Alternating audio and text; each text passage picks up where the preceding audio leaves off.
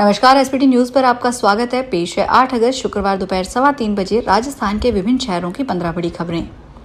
सबसे पहले एक नजर डालते हैं आज की हेडलाइंस पर। राजस्थान हाईकोर्ट 42 न्यायाधीशों को सौंपे गए नए गार्जियनशिप न्याय क्षेत्र। राहुल गांधी की वोट अधिकार यात्रा की 17 अगस्त को। मलबे को हटाने युद्ध स्तर पर जुटी रेस्क्यू टीमें। युवक ने थाले में रील बनाई, फिर कान पकड़कर माफी मांगी। Udaipur files film release. और अब खबरें विस्तार से सुनिए। राजस्थान हाईकोर्ट के चीफ जस्टिस के आर श्रीराम ने एक बार फिर न्यायिक प्रक्रिया में पारदर्शिता, कार्यकुशलता व प्रशासनिक नियंत्रता को बढ़ावा देने की क्रम में सभी 42 न्यायाधीशों को विभिन्न जिलों और न्यायिक क्षेत्रों की गार्जियनशिप की जिम्मेदारियां नए सिरे से सौंपी है। आदेश के अनुसार सभी अभिभावक न्यायाधीश संबंधित जिले में न्यायिक अधिकारियों की कार्यशैली व ईमानदारी आदि मापदंडों पर अपने क्षेत्र की समीक्षा करेंगे और समय समय पर मुख्य न्यायाधीश को परामर्श प्रेषित करेंगे। इसके लिए न्यायाधीश अपने क्षेत्र के दौरे की पूर्व सूचना भी मुख्य न्यायाधीश को देंगे ताकि अदालत के मुख्य कार्यों पर कम से कम प्रभाव पड़े। बिहार विधानसभा चुनाव को लेकर कांग्रेस नेता राहुल गांधी अपनी पूरी ताकत झोंकने में जुटे हैं। चुनाव में जनता का समर्थन हासिल करने के लिए राहुल अब जल्द ही बिहार की सड़कों पर उतरने वाले हैं। दरअसल राहुल गांधी जल्द ही पूरे प्रदेश में वोट अधिकार यात्रा निकालने वाले हैं। यह यात्रा बिहार में वोटर लिस्ट की प्रक्रिया के विरोध में निकाली जा रही है। जानकारी के मुताबिक आगामी 17 अगस्त से यह यात्रा शुरू होगी और इस यात्रा में राजद नेता तेजस्वी यादव भी शामिल होंगे। उत्तरकाशी के धराली में हुए हादसे के 65 घंटे से अधिक समय हो गया। आज रेस्क्यू ऑपरेशन का चौथा दिन है। इस हादसे में अब तक 5 लोगों की मौत हो चुकी है, जबकि 9 जवान समेत 7 लोग लापता हैं। धराली गांव के 80 एकड़ क्षेत्र में 20 से 50 फीट तक मलबा फैला है। इसे हटाने के लिए रेस्क्यू टीमें युद्ध स्तर पर जुटी है। भीलवाड़ा में थाने में रील बनाना एक युवक को महंगा पड़ गया। सोशल मीडिया पर रील को शेयर कर दिया। पुलिस ने उसे गिरफ्तार किया तो बोला, मुझसे गलती हो गई, अब ऐसा कभी नहीं करूंगा। युवक ने कान पकड़कर माफी भी मांगी। थाना प्रभारी सुरजीत सिंह ने बताया कि रील बनाने वाला युवक काछोला इलाके में बीलिया रलायता निवासी कन्हैया लाल है। युवक कुछ दिन पहले थाने में आया था और निकलते हुए भीलवाड़ा के गैंग के इशारे को रील में किया और रील को सोशल मीडिया पर शेयर कर दिया। फिल्म उदयपुर फाइल्स आज देश भर के 4500 स्क्रीन पर रिलीज हो गई है। उदयपुर के सेलिब्रेशन मॉल, अर्बन स्क्वायर और लेक सिटी मॉल में 3 स्क्रीन में भी लगी है। हालांकि तीनों में एक शो ही दिखाया जाएगा। तीनों मॉल और आसपास पुलिस सुरक्षा में लगी होगी। कन्हैया लाल साहू के बेटे यश और तरुण भी मूवी देखने पहुंचे। यश तेली ने बताया कि आतंकवादी मानसिकता वाले लोगों ने उनके पिता की हत्या को कैसे अंजाम दिया। कन्हैया लाल के दोनों बेटे यश तेली और तरुण तेली अपने पिता की तस्वीर लेकर उदयपुर फाइल्स देखने पहुंचे।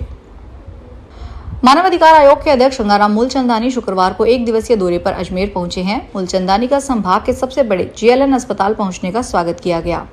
अजमेर संभाग के सबसे बड़े जीएलएन अस्पताल के मेडिकल टूरिस्ट डिपार्टमेंट में पिछले लंबे समय से चली आ रही करंट की शिकायत भी मानवाधिकार आयोग तक पहुंची है। मानवाधिकार आयोग के अध्यक्ष ने मीटिंग में अधिकारियों से यह स्पष्ट किया है कि रूम को बंद करना एक उचित उपाय नहीं है।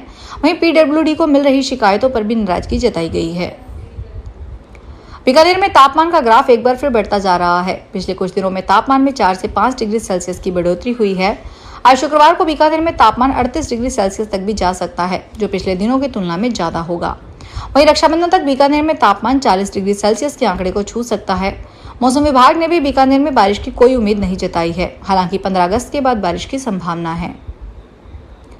नेशनल लेवल के बाद अब राज्यों में भी ओबीसी वर्ग एडवाइजरी काउंसिलिंग का गठन होगा। राजस्थान में भी काउंसिलिंग का गठन जल्द होगा। ओबीसी वर्ग के 21 नेताओं को काउंसिलिंग में शामिल किया जाएगा। राजस्थान ओबीसी कांग्रेस विभागाध्यक्ष हरसहाय यादव काउंसिलिंग के गठन की कवायद में जुटे हैं। ओबीसी वर्ग से जुड़े मुद्दे, आंकड़े और समस्याओं जैसे मसलों पर यह काउंसिलिंग काम करेगी। राजस्थान न्यायिक सेवा परीक्षा के दौरान सिख यात्रा अमरमानजोत कौर को ककार पहनने की वजह से परीक्षा न देने के मामले में पंजाब और हरियाणा हाईकोर्ट में एक जनहित याचिका दाखिल की गई है। यह याचिका शिरोमणि गुरुद्वारा प्रबंधक कमेटी और खुद पीड़ित स्टूडेंट की ओर से दायर की गई है। मामले की सुनवाई करते हुए मुख्य न्यायाधीश शील नागू और न्यायमूर्ति संजीव बेरी की खंडपीठ ने केंद्र सरकार, राजस्थान सरकार समेत सभी संबंधित पक्षों को नोटिस जारी कर जवाब मांगा है।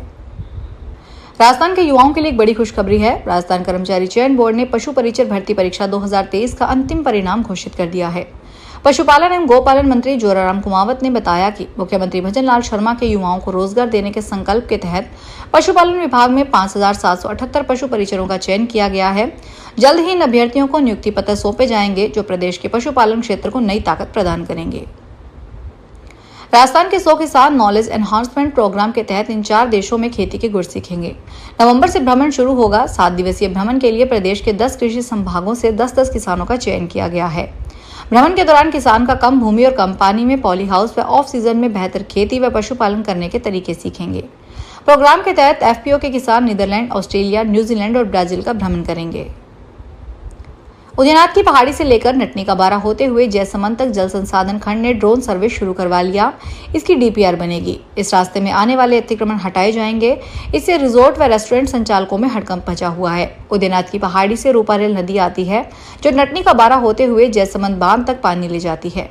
इस पानी पर 45% अलवर और 55% भरतपुर का हक है, लेकिन तमाम लोगों ने नटनी का बारा व उसके आसपास रिजोर्ट व रेस्टोरेंट बना लिए हैं, जिससे पानी का बहाव अलग हो गया है और जयसमंद में पानी पहुंचने के बजाय सीधे भरतपुर जा रहा है।